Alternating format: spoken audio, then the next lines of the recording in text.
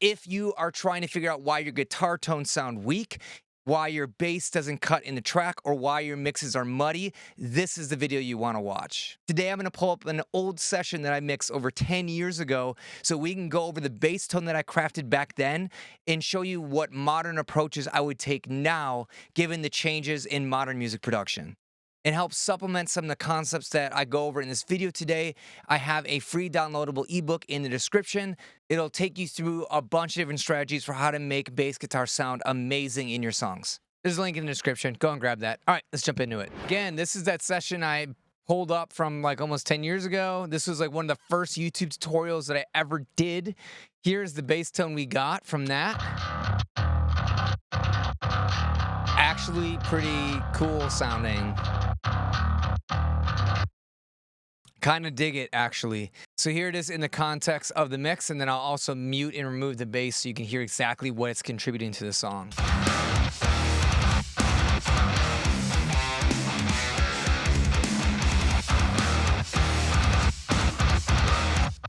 I mean, that's like most of the guitar tone. So let's learn what I did to get that tone and go over some strategies for making sure that your bass sounds full and punchy and sounds cool and fits in the mix. Here is our bass track. Let's hear what it sounds like if I bypass all the stuff. So here is the original tone.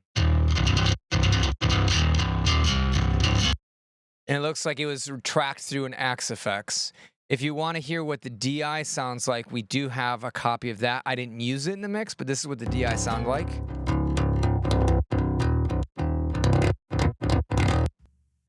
So that gives you just an idea of the change. If you have something like a Sans amp, you could probably get pretty close to this tone. So that's what I would probably do if I wanted a good starting point. And they make a lot of free Sans amp like bass distortion plugins, and I think I have some in my free mixing mastering plugin guide. I'll also throw that in the description so you guys can have that. So how do we go about getting this tone? First things first, I did a low and high pass filter. So we have it cut off between about 58 hertz and 3K-ish, 3.1K.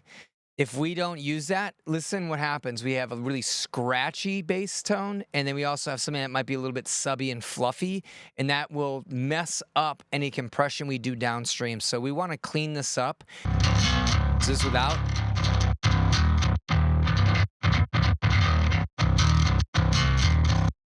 Now, if you want that really grindy, bitey sound, by all means, don't roll it off as far. So if you want a little bit more of that string or the aggression, push it back a little bit further, maybe 4.5K, 5K. But given the nature of this song, we don't really want a super grindy tone, so I'm going to roll it off here, okay? So that's step one, is you want to make sure that you're kind of confining the bass to its own space. Now, if you have a lot of like sub bass, or if you have like electronic bass, digital bass, you might not want to roll off that low frequency. Synthetic bass is tight and focused, and it's okay to not roll it off. Usually on stringed instruments and anything that resonates, you're going to get weird overtones or weird stuff going on. And so it's probably in your best interest to roll that stuff off. All right, so in terms of EQ, what do we got going on here? So I took a big chunk out of the mid-range, and then I also notched something out here. Let's go through what exactly I did. So if you just listen to the tone, there's this like woolliness in it. It's like a whole kind of sound. If we go and do a big scoop out, it's that. That is what I hear kind of dominating the tone. We want to pull a lot of that out. Do you hear how it just like instantly clarified the bass? Now, it's important that we don't take too much out, because what happens is as you remove more and more and more of those frequencies out that might be muddy, it feels like the bass gets shoved back further into the mix, especially if you start playing your song back on small speakers. It's missing those frequencies that make it feel present in those smaller form factors. So while, yeah, it's cool to like for it to sound really scooped on maybe a full range system, it's not going to play back well on everybody's speakers. So find the sweet spot where you could hear that like weird muddy resonant sound kind of creeping back in, and then pull it back a little bit lower. But don't go crazy with this. Like I see a lot of people just coming in and minus 24 dB. Everybody's speakers are a little different. So be a little forgiving when you do your EQ cuts.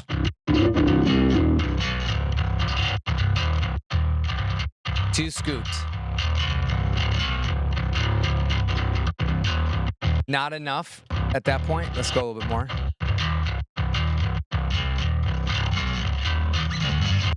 Like right there, I think is really good. Cool. And then I'm hearing a lot of string sounds that I think if we had a really loud mix, or if you had this cranked up in your car, it might start sound piercing. So let's go and surgically remove that.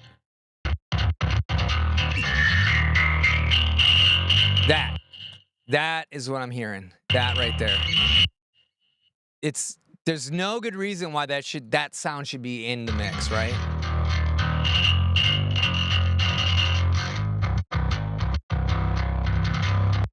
And that's a good sweet spot where we're getting rid of that string noise and the squeakiness without totally crippling it. Now what I like to do, if I do a lot of these like sharper cuts, mostly in the higher frequencies, I might go and put a very broad EQ boost on top. And what that does is psychoacoustically, it makes it feel like we didn't cut that frequency out in the mix. Even though we did, it's very sharp here.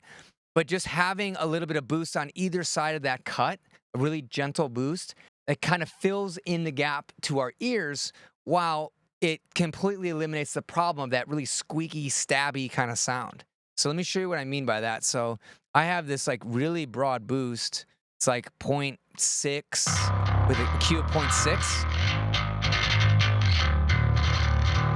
And so it just sits right on that cut, that sharp cut. And then we're just going to raise it up a tiny bit just to add a little bit of that brightness back, because we did do some damage by taking a lot of that out. Yeah. Without.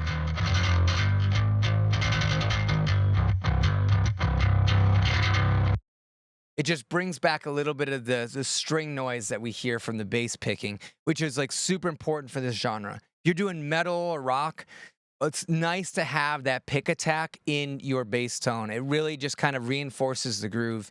And this is a very like groove forward track, right? Next up, looks like I shot out like a stock fuzz distortion plugin that comes with Cubase. And I ended up going with Decapitator, which I haven't used on a bass guitar in forever. So I'm really curious to hear what this does. It's obviously going to grind it up a little bit, but let's see how I used it. So here it is without.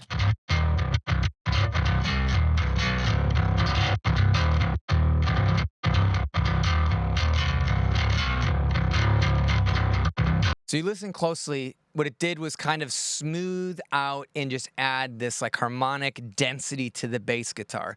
It made like the sharpness of the pick attack kind of, mellow out a little bit, and then also gave it a little bit of like a growl. So now let's step through the different distortion sounds that this plugin has so you can hear what the different flavors are of distortions on bass guitar. Here we go.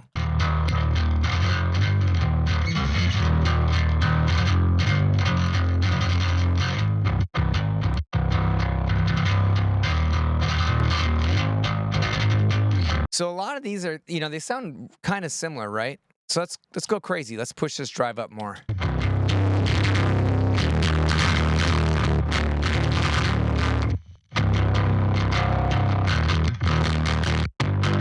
It's pretty similar sounding to me. They get different amounts of like buzzy, farty kind of sounds, and that's typical of what you get with distorting bass guitar. If you have a lot of bass energy, the distortion tones kind of get flubby like that. And that's why a lot of people will go and split their bass guitar into high frequencies and sub energy. And so I usually do that. And it looks like I started doing that on this song, but I ended up just using this reamped bass tone because I was able to make it work. In this case, what you would do is you would put the distortion track on the high frequency split of the bass DI. You just use something. I'll use FabFilter Pro Q because that's what my go-to. And I would just maybe set it to 60 hertz and make this just the bass frequencies only. So like maybe have it start rolling off at 160, maybe 200, something like not probably 160, sound like that. That's good. What I recommend doing here, because we'll probably end up summing these two, the high and the lows together, is we should put this in linear phase. Okay. Don't do crazy steep filters like this. Don't do like 72 dB per octave. Keep it chill. Keep it like 12 dB per octave or 18. I have a whole video on how this will screw up the phase of your instrument, and it can just make it really challenging when you're summing the two bass signals back together so that they remain phase coherent. If you're splitting bass, use linear phase filters and go easy on the slope there. And then if we want to do like a high frequency version, what I would do is, again, set up a linear phase EQ. So we're going to set this to linear phase, but you can use any one. You don't have to use Pro Q3. And then I'd have this thing pick up maybe around like 600, 650, and then roll off like I did the other one, around like 3K, 4K-ish. If we throw a distortion on here, let's just use Bogren Digital's distortion. So when you try to distort just bass frequencies, it always is going to sound gross, right? There's no clarity there. Like, it's like, why even doing it? It doesn't sound good. It's never going to sound good. But if you distort the higher frequencies, okay, you roll off all that low energy, okay, and we focus it in the higher frequencies. Now listen to what it sounds like. Sounds like a pretty awesome distorted bass tone, right? And then you blend the two together, get rid of the distortion on the low frequency one. Now you have like a cool bass tone that is clean in the sub energy, which is what you want, so you get definition and punch out of your bass. So this is why a lot of people avoid putting distortion on just a single bass track, because it's very easy for it to start sounding flubby. Okay, so if you notice that in your mix, it's because of this. Because you're not splitting your bass tone right. You're trying to put too much distortion, and your frequencies are too subby and too sub-heavy. Okay, so just something to keep in mind. I'm going to mute that. Let's jump back to this and try to make this work, because I thought it sounded pretty good in the mix before. So let's dial in just a little bit of the distortion here so that we're not distorting the bass, the sub-frequencies of the bass. Okay, we want clarity, but we want to just like add a little bit of density. So this plugin, Decapitator, has a mix knob, which allows us to switch between dry and wet. So then we can dial in the right amount of distortion so that we keep some of the clean bass there. So let's do that.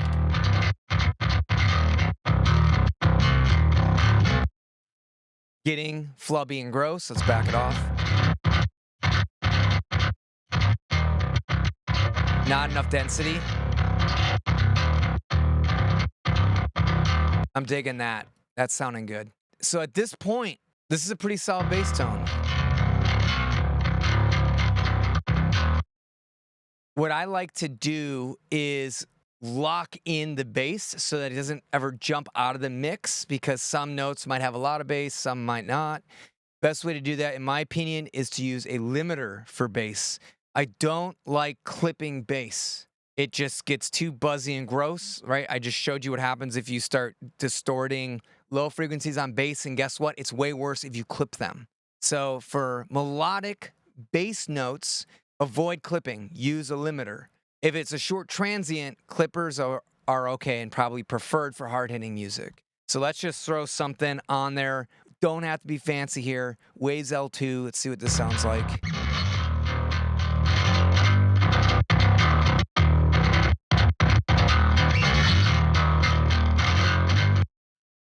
And I'm just going to turn the dither off because I'm a nerd like that. So let's gain match it and see what it's doing to the bass tone. And I think what you're going to find is that it actually helps to like solidify all the tone so that it feels more consistent at every pick attack, right? So every note is going to have like the same amount of bass, and it's going to have the same amount of top end, and it just smooths it all out and makes it sit nicely in the mix.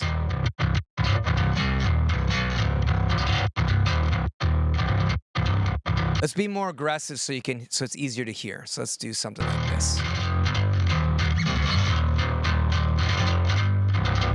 let's focus on this part because we don't want to take away that aggression with these stops here, these chugs. So let's mute this and make sure that we're not losing the attack of these stops and maintaining the aggression.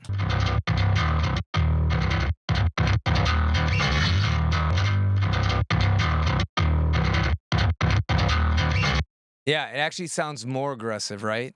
With the limiter on. So let's leave that and let's see how it sounds now in the mix.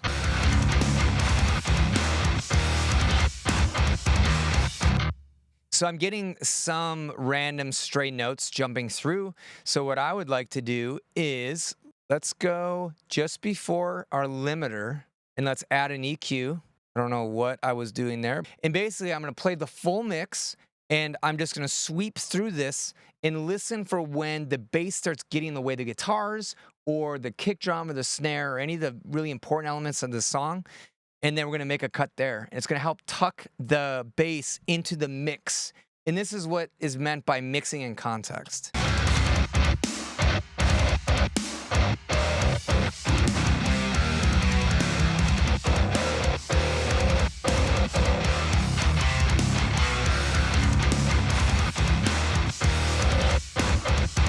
Yeah, let's get rid of that.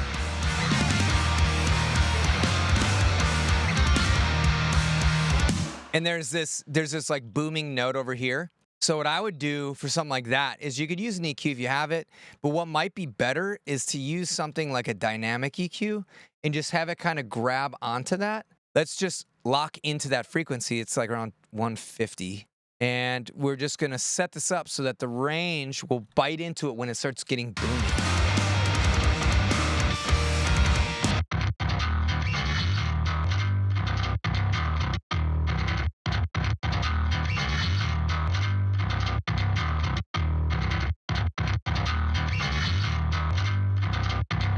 And then without it.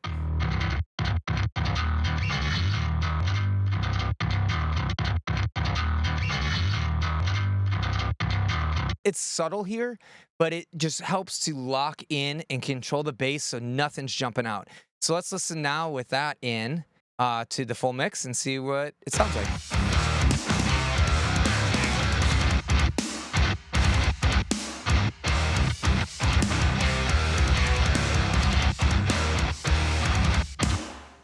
There it is. I'm digging it. I love the bass tone. If you don't have the plugins that I showed in this video, it's not a big deal. You can use pretty much any distortion plugin.